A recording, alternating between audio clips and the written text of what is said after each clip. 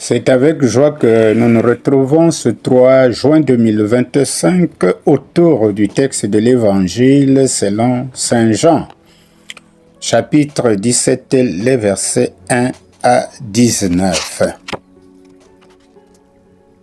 Alors,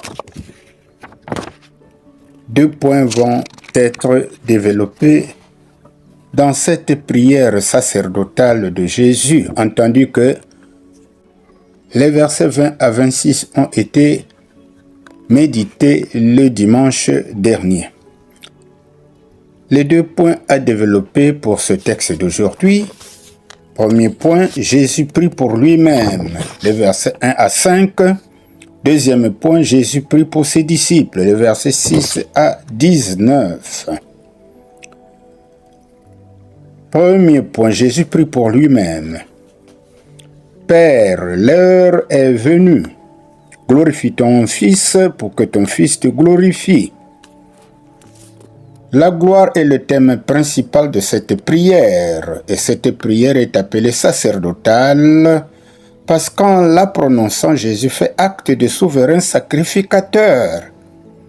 Il va s'offrir à Dieu comme une oblation ou offrande sainte. Et il prélude à ce sacrifice en intercédant pour ses disciples et pour toute son Église. L'heure est venue. Cette heure, c'est l'heure de la mort, qui sera suivie de la gloire, c'est-à-dire de sa résurrection et de son retour auprès du Père. La première chose que Jésus demande à son Père, c'est sa glorification. En d'autres termes, sa réintégration dans la gloire éternelle. Mais ce n'est pas avant tout pour lui-même qu'il redemande cette gloire. Son motif suprême est la gloire de Dieu.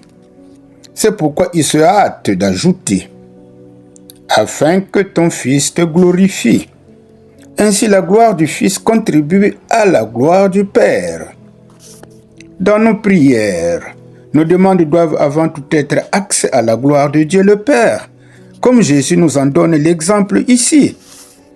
Paul nous enjoint en 1 Corinthiens chapitre 10 verset 31 que toute chose que nous avons à faire doit l'être pour la gloire de Dieu. Dieu avait déjà glorifié Jésus, comme nous pouvons le lire en Matthieu chapitre 28 verset 18. Et cette autorité que Jésus a reçue avait pour but d'accorder la vie éternelle à tous ceux que Dieu lui avait donné, comme nous le dit Jean chapitre